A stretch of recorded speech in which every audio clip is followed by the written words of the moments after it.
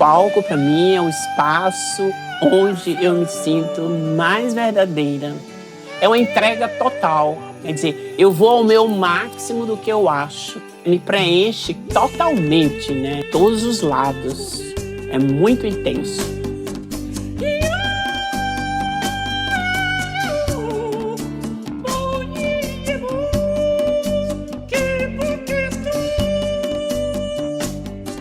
Inaicira Falcão é uma multiartista da dança e do canto lírico, também uma referência acadêmica. Sua relação com a arte se dá desde a infância, em seu convívio familiar. Ela iniciou seus estudos universitários com graduação em dança na Universidade Federal da Bahia e cruzou o mundo em busca de diálogos. Fez mestrado em artes teatrais na Universidade de Ibadan, na Nigéria, doutorado em educação pela Universidade de São Paulo e livre docência em práticas interpretativas pela Universidade Estadual de Campinas. Fez cursos no Laban Center em Londres, na School Cantorum em Paris e no The Alien School em Nova York. Para ela, quanto mais a gente viaja, vive, mais escolhas temos. Seu método Corpo e Ancestralidade incentiva a criatividade, a experimentação, as emoções, as memórias e leva a um processo de aprendizado que potencializa as trajetórias pessoais. O mundo mobiliza Inaicira e ela mobiliza mundos, articulando saberes.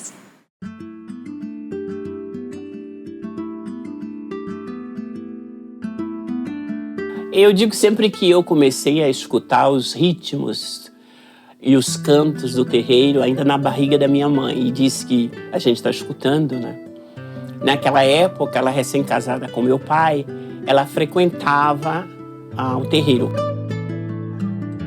Minha avó, desde que eu nasci, ela dizia que eu era a favorita, a neta dela. Passávamos geralmente os finais de semana com ela. Maria Bibiana do Espírito Santo, Mãe Senhora. Tem um calendário litúrgico no terreiro. Então nós, quando íamos para o Axé Upofonjá, que nesse momento era assim uma roça longe, e começava a brincar, imitando as danças de algumas pessoas. Então eu chegava em casa e começava a imitar eles todos, dançando, pegava a faca da cozinha, saía da porta fora, dançando. Sem falar no inúmeros artistas que iam, né, esses todos renomados da época, Jorge Amado, Genaro de Carvalho, Caribé, não sei quem. Então eu vou crescer dentro desse universo. E a minha mãe, ela era a que ficava, tem que estudar, conscientizando o universo formal. E meu pai trabalhando, fazendo as releituras dele, bem como os emblemas, que é o Ibiri de Nanã e o Xaxará de Obaluayê, né? Não tinha culto de ancestral em Salvador na época. Os ancestrais estavam na ilha de Taparica. Essas festas são riquíssimas, né? Esses ancestrais dançam pra caramba. Eles têm muita improvisação, né? Ela não é coreografia assim marcada como o orixá, é livre, né? Tem uns que dançam pra caramba, tem outros também que ficam só no lugar. E eu sou vidrada até hoje no Iliashipá, tem um ancestral que chama Ibiteyé, que diz que é até da minha própria ancestralidade e que dança de uma forma assim que eu fico empolgada, né? Então, dá muitos elementos quando eu vou, me estimula muito essa coisa. E aí, minha avó faleceu e minha mãe no outro ano. Aí, realmente, a vida vai mudar por completo, porque aí meu pai vai estar viajando, né? Para o exterior, ele casa de novo, aí ele vai casar com uma antropóloga, né, com a etnóloga Joana Elga dos Santos. Quando ele casou com Joanita, o Painho vai soltar, vamos dizer, mais a criatividade dele. Tanto que o primeiro projeto de escola pluricultural que tem é da Sociedade de Estudos da Cultura Negra no Brasil, uma sociedade que eles criaram. E eles vão implantar esse estudo lá essa escola, no terreiro do Axé Upofonjá. Você está vendo que ninguém está mandando eu fazer, mas eu estou sendo alimentada por essas histórias.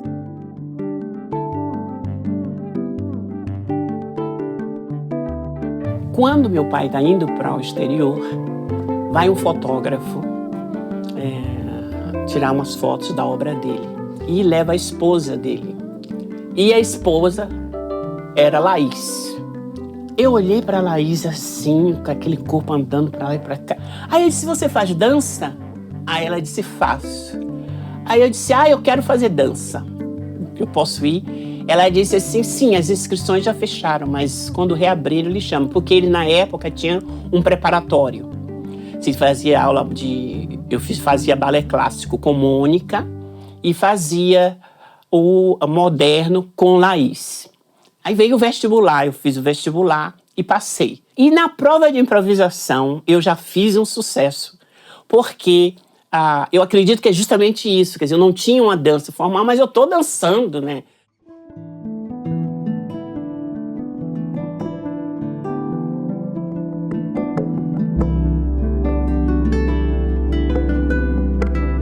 Entrei na escola de dança, tinha 2 turmas, eu fiquei na turma das avançadas lá, mas não tinha nada assim que tivesse a tradição, a cultura brasileira, nem nada.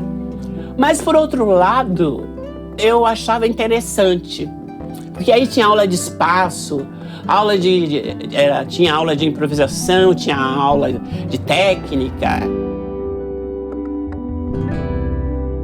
A primeira memória de Naysira Falcão foi na escola de dança da UFBA, foi na aula de improvisação. E nós fizemos improvisação e aula de técnica. E nessa época, o grupo de dança contemporâneo estava sendo reformado, introduzido uma nova técnica, a técnica de José Limon. Então, ela, entre as outras, era uma figura completamente harmoniosa e uma consciência não só do corpo próprio, mas do espaço teatral. Então foi muito fácil introduzir minha técnica. Quando o Clyde chega, eu nunca tinha visto um homem dançando, só tinha jogando capoeira, mas dançando, porque ele aí traz a técnica do José Limon, que era dele, e traz as viagens que ele tinha feito por alguns países africanos, que ele faz um workshop também de dança africana. E Clyde fica na escola de dança. Clyde é a mola mestra de mudar minha cabeça, porque ele aí começa a falar da dança nos Estados Unidos e a mostrar. E eu vi a companhia de dança do Alvin Ailey. Quando eu vi a Judy Jameson dançando aquele cry, que eram aqueles gestos do cotidiano reelaborados, lavando o chão, aquela mulher naquela labuta, me apaixonei. Eu apenas introduzia em Naysira um estilo de movimento, um estilo de respiração. É um trabalho que não é exibicionista, é muito mais no sentido de sentimento, flow, lirismo e interpretação. Clyde chegou no momento que a gente procurava esses cantos de cultura nacional, né? Os grupos parafolclóricos, entender essa possível dança brasileira. Ela traz uma bagagem de dança muito, muito forte, muito vigorosa, que ao misturar com as técnicas de dança moderna deu super certo, super certo. E ela nunca se considerou uma dançarina africana, nunca, nunca, e nem gosta desses títulos. Ao mesmo tempo, Laís fazia parte de um grupo folclórico, que era chamado de Olodum, e estava mudando para Olodumaré. Tinha como coreógrafo Domingos Campos. Aí Laís não quer mais viajar, não pode, porque ela está virando diretora da escola. O que faz ela? Já entro eu lá no solo de Laís. Ela passou os solos dela para mim. Eu dançava naquele momento ali, quando eu entro na escola de dança, a dança do grupo de manhã. Eu fiquei sendo estagiária do grupo de Clyde. Né? De tarde eu fazia o curso de graduação E à noite eu ia para o Teatro Castro Alves ensaiar nesse grupo Olodumare. Logo depois que eu me formei, veio esse empresário, já tinha esse empresário, e o grupo, todo mundo estava indo. Aí eu disse, eu vou.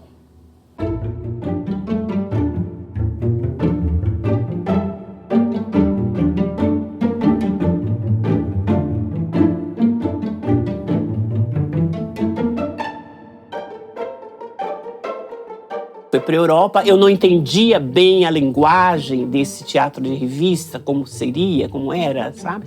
Nunca tinha visto nenhum, até que um dia, quando a gente já está em turnê pela Europa, ele leva para conhecer a Brasiliana, que é a Brasiliana que é a precursora desse tipo de trabalho na Europa. Depois eles contrataram uma coreógrafa francesa também, Claudette Walker. Olha, que aprendizado. 40 pessoas, que tinha orquestra, gente dentro daquele ônibus durante o dia, chegava às vezes direto para o teatro. Era Bélgica, França, Síria, Oriente Médio, era a turnê de todo dia. De vez em quando é que parava mais numa cidade maior, como Munique, né? Paris mesmo, a gente dançou no Teatro Champs-Élysées, no Teatro Bobinot. Esses lugares, quando era mais assim, a gente levava mais dias. Se não, era arrastando a mala, ficava dentro do caminhão com os cenários, tudo. E a gente carregava uma sacolinha, aqui as roupas do dia a dia, e a cozinha. Quer dizer, então foi uma escola. Foram 7 anos de revista. Mas eu, durante esses 7 anos, ganhei uma bolsa de estudos, que eu fui para a França. Estudei na Escola Cantoro, com Karen Weiner. Né? Também fui para fazer um curso de dança africana no Centro Americano, lá no Boulevard Raspail, não me esqueço.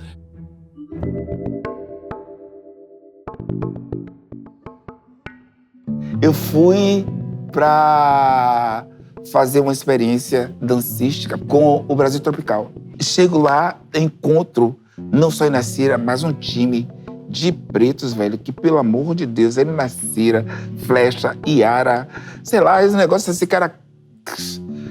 Certo, só a Ebony, naquela época, a revista norte-americana de pretos, só a Ebony tinha aquele casting assim, certo?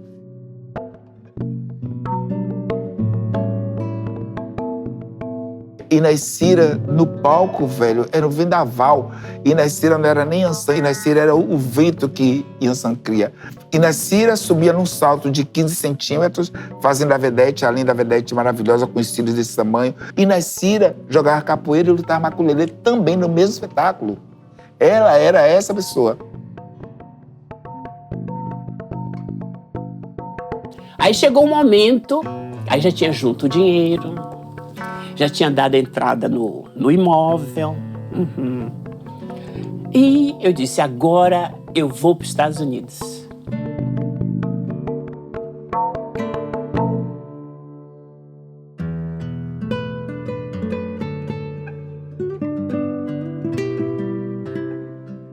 Primeiro, eu fico em Berkeley porque eu queria fazer um curso intensivo, porque eu sempre fui muito envergonhada, né? E depois de ali, eu fui para Nova York. Então, Nova York foi para estudar mesmo, né? Que eu queria entender como é que se treina esses corpos negros. E que não tem outro treinamento, o corpo tem a mesma coisa, né? Mas naquele momento, era esse o pensamento, como era que era. E aí, quando eu vi que na escola do Alvinelli era assim, as técnicas eram todas assim, fazia as aulas comuns, então ficou muito claro para mim que tem a questão do tema, né, do que você vai fazer, e o treinamento. O treinamento é uma coisa, o tema é outra. Eu sabia, quando eu cheguei nos Estados Unidos, que eu ia ver as audições, via tudo mais. Aí eu disse, gente, eu não vou ter condição de entrar numa companhia de dança naquela época, né? Porque precisava de um treinamento técnico muito grande. E você tem que sapatear, cantar, dançar, fazer um bando de coisas, né? E na maioria das companhias, as companhias, elas estão para pessoas brancas. Isso é a realidade, você tem que ver a realidade. Como posso fazer isso? Quer dizer, você teria que ter tido uma outra história desde o início, né? Treinada dessa forma, e olhe lá.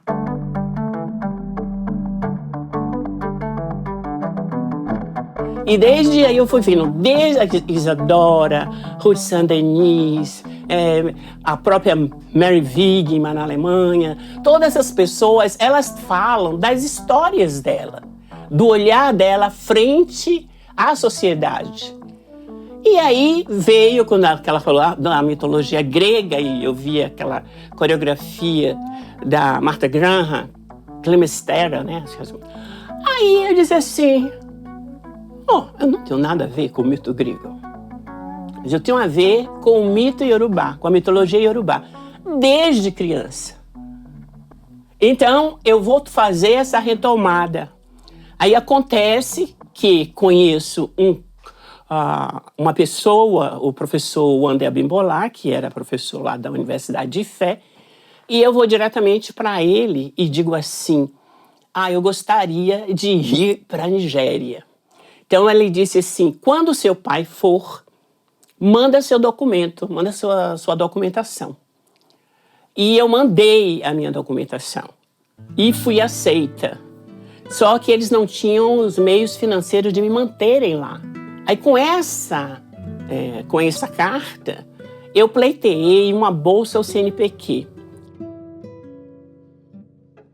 Eu fiquei nos Estados Unidos uns 10 meses. Voltei para casa, para Salvador, e eu participo da Sociedade de Estudos da Cultura Negra no Brasil, que teve o autocoreográfico Ajacá, Iniciação para a Liberdade, que é uma coreografia, que é um conto de Mestre Didi, que foi escrito para o teatro, e junto com Joana Elben e Orlando Senna.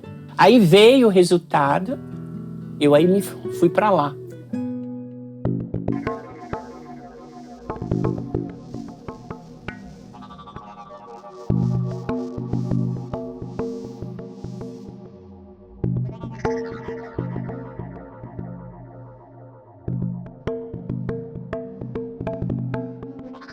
A Universidade de Fé, hoje em dia, ela é chamada Obafemi Awolowo. Já mudou o nome. E ali, em Fé, foi que eu me dei conta justamente a dificuldade que estava tendo para fazer a pesquisa. Eu não sabia que o país tinha sido colonizado pelos ingleses e que essa colonização tinha acabado com tudo, né? Então eu não via as danças que eu pensava que eu ia ver em cada esquina, assim como Salvador, e nada de nada. Tinha que viajar para o interior. E eu não falava iorubá. E tem as variações todas do iorubá, né? Mas nisso, as pessoas ao meu redor eram artistas e doutores. Ai, meu Deus, que é isso? Doutor, artista? Eu quero esse negócio também. Como é que faz isso? Aí diz assim, aqui em Fé não tem, mas Ibadan, na Universidade de Ibadan, tem um curso de artes teatrais, mestrado e tem doutorado. E na Isira, mais que depressa, se rumou para lá. Quando eu chego lá, a professora de dança tinha terminado o contrato dela. E aí, quando eles viram o meu currículo, eles aí me ofereceram aquela cadeira vazia de dança para eu dar aula. Nunca tinha dado aula. Ai, meu Jesus Cristo, eu fiquei nervoso. Então eu começo a fazer o mestrado lá, faço mestrado, e começo a administrar as disciplinas. Aí eu dava História da Dança, mas eu começo a incentivar a busca da dança nas comunidades. A Nigéria tem para mais de 300 grupos étnicos. Na sala de aula, né, você tem gente que é Igbo, que é Hausa, Yorubá, cada um com milhões de histórias diferentes. E por isso que eu fiquei ali, que foi que nasceu a semente dessa, eu digo pluricultural, mas deveria ser até intercultural, né? Hoje eu fico vendo, porque eles têm a questão dos ranços políticos, assim, né? E as discriminações, classe social, etnia, religião e tudo mais, e que isso interferia, muitas vezes, em algum aprendizado. Então, o que eu fazia? Eu aprendia as danças deles, ia dar aula e passava para todo o grupo. Esses 6 anos de vivência na Nigéria é de uma riqueza, porque eu desabrochei mesmo com tudo. porque não tinha nenhuma repressão, né? O chefe do departamento tinha tempo de olhar para mim, escrever mensagens. Seu trabalho é maravilhoso. Eu escuto dos professores, dos alunos, isso, aquilo outro. Gente, era assim um incentivo, tanto que eu achei que dar aula na universidade seria assim. Os antigos tinham muita censura de trazer as danças dos orixás para a cena. Aí um dia eu disse assim, poxa, mas podia ter outra, conhecendo as histórias, os mitos de lá. Eu disse, por que não pode fazer a partir da mitologia? Então foi o meu mestrado, eu chamei a atenção disso, foi sobre a dança ritual na Bahia, eu fiz na Nigéria, onde eu disse que os simbolismos, os emblemas, são aquelas formas, elas dão elementos, têm elementos para uma criação cênica. Tá? E quando chega no doutorado, eu vou exemplificar como a tradição de um povo se reestrutura, né? Pode ser reestruturada na contemporaneidade.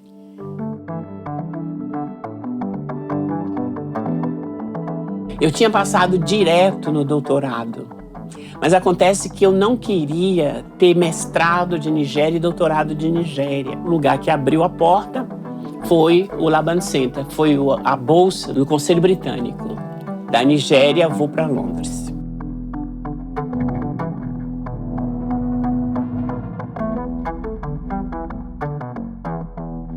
Quando eu conheci o Rudolf Laban, e que começa a falar, não sou estudiosa de Laban, mas a dica que ficou para mim muito forte foi quando ele fica falando das ações do movimento do dia a dia, do movimento na dança, né? E fica falando socar, pilar. Eu disse, gente, o que ele está falando são os gestos do cotidiano mesmo. E onde é que eu viria esses gestos? Na dança dos orixás. Então, quer dizer que Laban não tinha terreiro para Laban, né? Nem orixá. Mas, em compensação, ele está falando do homem. Ele fala do homem na sua ancestralidade, do homem lá no passado, nos primórdios, onde o corpo realmente ele era mais utilizado, né? Que a gente está vendo cada vez mais o corpo vem se atrofiando. No caso do botãozinho, né? A gente só fica apertando, aqui, aperta ali. Então, vai me dar essa inspiração de desenvolver, né, um trabalho técnico que arrebanhe essas gestualidades de pilar, de socar, de varrer. Eu fiquei muito empolgada com a dança batá, que não é dança só, eu tenho que dizer que é um universo batá, que é uma dança que é um tambor, né, o tambor, que está relacionado com Xangô e com os eguns, e já tinha todo esse material, e com esse material eu fui para Londres, fiz estudar um pouco como era essa coisa da coreologia, do estudo da dança, né, da ciência da dança, que tem que ver o dançarino, o espaço e aquilo outro. E nesse tempo aí, eu vim para aqui, para Salvador, eu conheci um artista, e ele falou, quando eu falei do meu trabalho, ele disse que a Unicamp, o Departamento de Artes Corporais da Unicamp, seria um local muito interessante para mim, porque lá eles tinham realmente no currículo deles, né, as disciplinas, já nos objetivos, depois quando eu fui ver, a cultura brasileira. Né? Não deu outra, eu aí vim, fui fazer a audição, como eu digo, fiz, e comecei a ministrar a disciplina, e mais tarde eu comecei a busca do doutorado, porque era a meta fazer o doutorado. Né?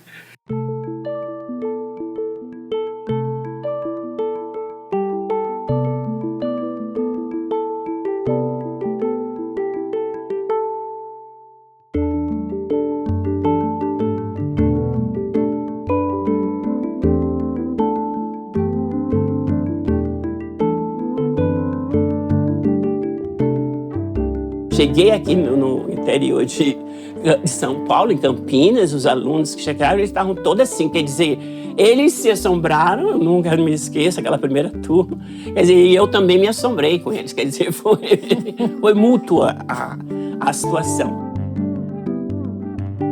Eram diversas quebras de paradigma, né?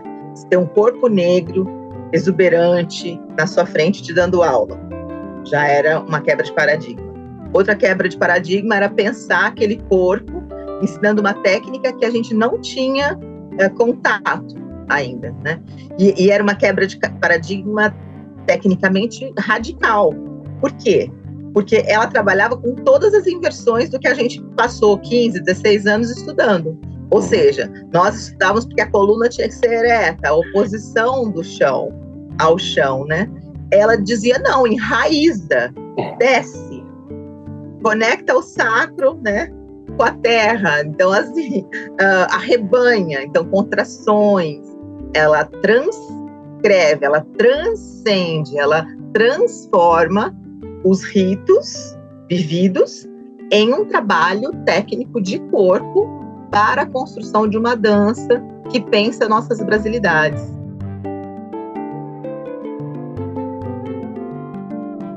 Os corpos estavam, né, quando eu chego aqui, eles estavam com outro código.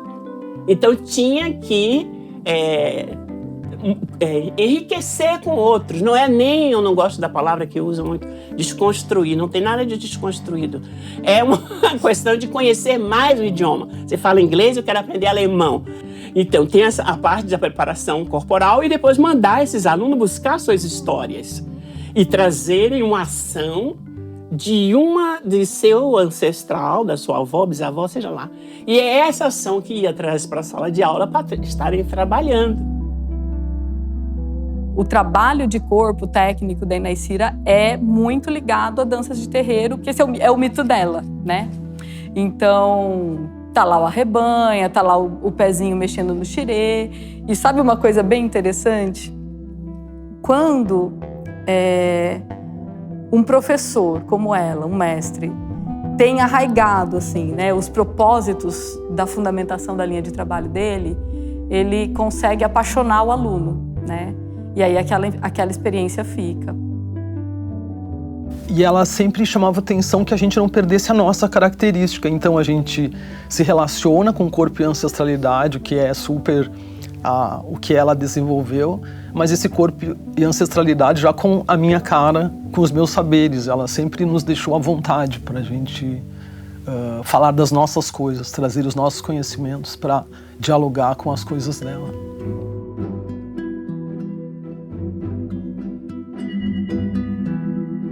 Fiz o doutorado na educação, virei chefe de departamento, fui chefe de departamento durante 4 anos, departamento de artes corporais, fiz a livre docência também, e depois da chefia fui coordenadora do setor de artes, da pós-graduação em artes.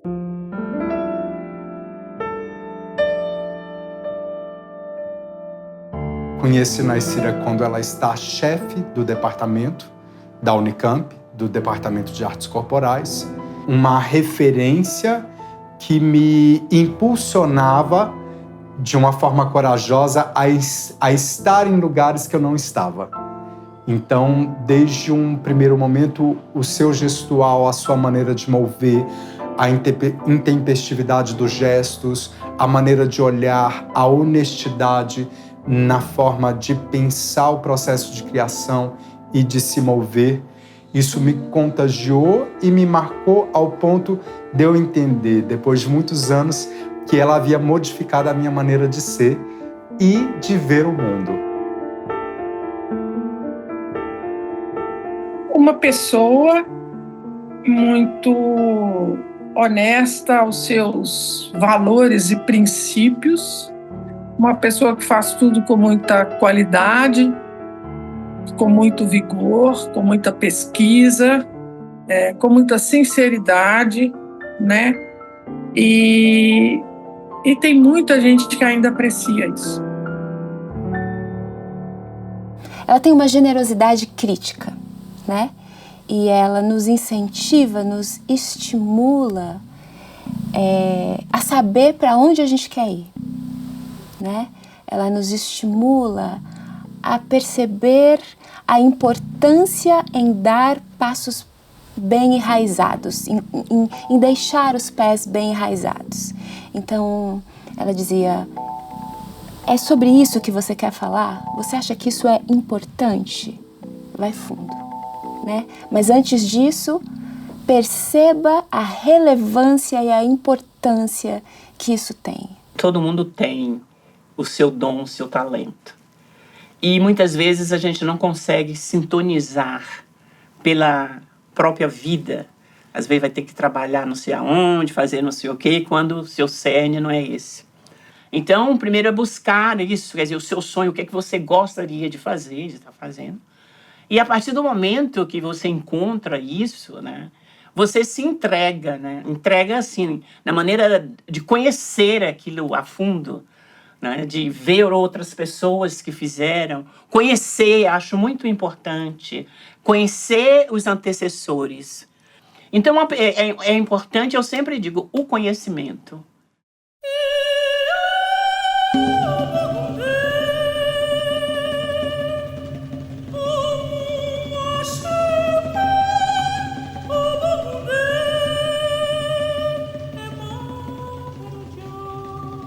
Eu sempre fui muito assim, centrada.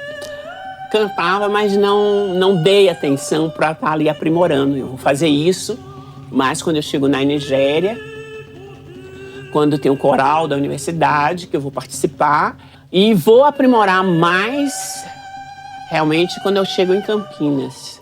Que aí, quando eu vou com o Suzel, ela começa a fazer os exercícios, né? Vivi, tal.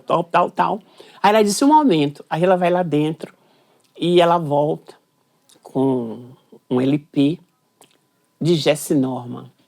E aí é que ela disse, menina, sua voz tem essa qualidade. Gente, eu disse o quê? Vou investir agora nisso aqui. Mas eu fiquei tão feliz da vida, que era como retomasse, porque eu estava sem arte, né? Eu só estava no duro ali, né? De reunião,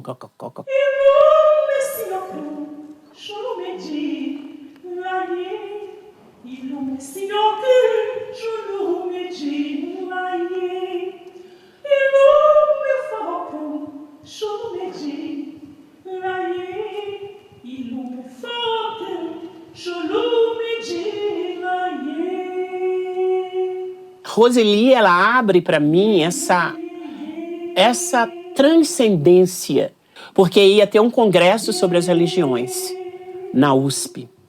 Ligou para mim, aí ela disse, no encerramento da nossa mesa vai ter um canto também. E na Icira você pode cantar, você canta o que você quiser.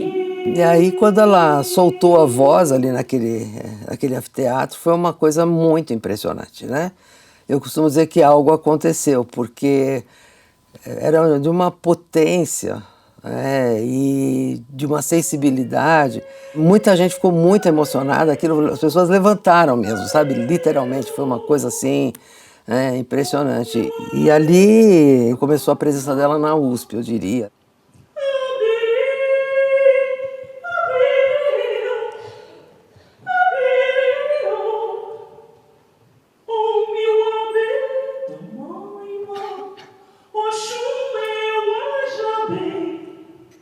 Em 2000 é o ano 500 anos do descobrimento do Brasil. E aí é que vai fazer o primeiro CD, Okan-Awa, né, Cânticos da Tradição Iorubá. E que eu vou... Aí vem surgindo a palavra, que vai virar minha livre docência, né? Eu vou falar do processo de criação do CD e tudo isso. Fizemos o espetáculo lá, que foi um arraso no Teatro Castro Alves. E aí surge, que canto é esse? Aí já vem a casinha do canto. Eu não sei, aí eu fui chamar, eu acho que é etnolírico. Botei como etnolírico, eu estou falando de uma etnia e a técnica que eu estou usando do canto lírico.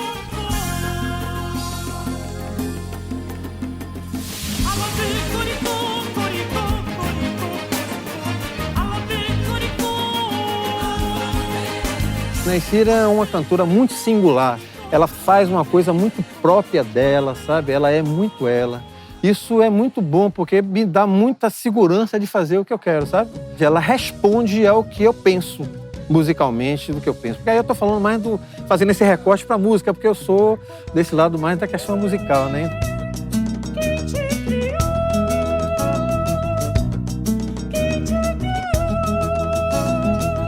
E na Icira, ao meu ver, assim como curador, como pesquisador, é um desses grandes exemplos de se pensar uma arte brasileira sacra, negra, né?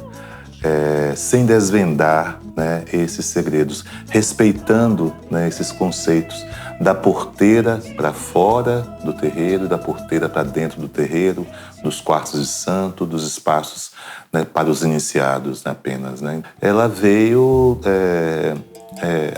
trazer também essa dimensão, né, do canto sagrado, né, das cantigas sagradas, dos oriquis, né. E eu acho que o canto, né, e a dança dela não são coisas distintas. Eu acho que ela está sempre articulando as duas coisas. E o mais importante é pensar em Naysira como uma grande performance negra, né?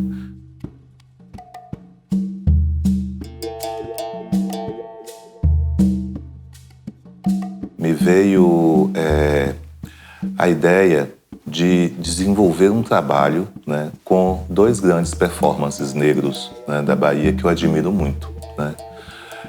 Naysira Falcão, né, sem dúvida, e o Negrizu. E aí eu convidei os dois para criarem uma videoinstalação que foi apresentada na exposição a Nordeste, chamado Ijó Mimó, né? Essa ideia da dança e do sagrado.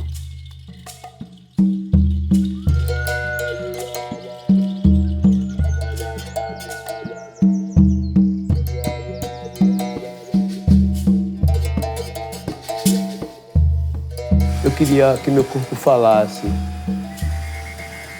das dores e dos sabores de ser negro. Então eu encontrei essas pessoas, essa gente boa e sã, convicta da cultura afro, do poder, da religiosidade, da tradição, dos saberes ancestrais, da preservação desse conteúdo. E a gente está apresentado, hoje está no Iotim, em algum lugar, no museu por aí, em Fortaleza. Essas pessoas, para mim, são livros que eu nunca chego na última página. O Clyde é um desses e Naysira Falcão também. E o Pierre Verger, pelo amor de Deus. São pessoas que eu não acabo de ler nunca.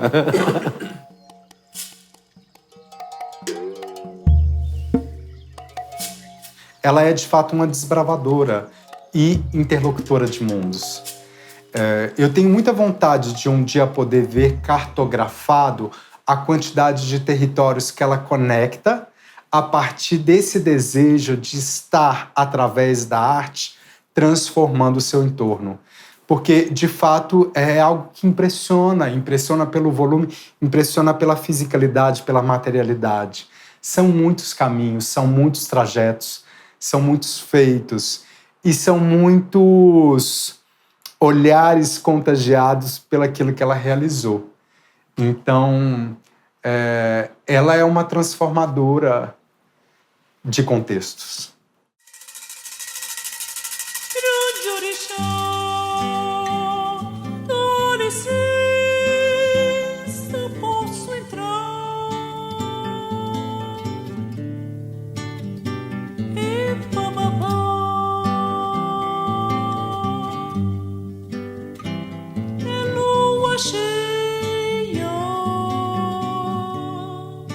A cultura está realmente intrincada com a parte religiosa e isso é uma dificuldade das pessoas entenderem. Como eu vivi entre os iorubás, eu vi que muita coisa que se dizia que é de religião era o cotidiano das pessoas. Comia acarajé, né, que eles chamam acará, se come ali na esquina, que nem esfirra ou qualquer coisa, e ninguém está falando de comida de orixá. Ou seja, eu tenho vontade de continuar a fazer as minhas músicas, assim, que tragam esses elementos. E também gostaria de conversar, de ter outras pessoas para a gente, como é que se diz? Trocar figurinhas, assim, no sentido de aprofundar coisas. O sonho seria mais ou menos esse. E ficar muito feliz com essas realizações, né, que vão chegando, né, que tem chegado ultimamente. Eu estou assim muito agradecida, né, É o momento da colheita,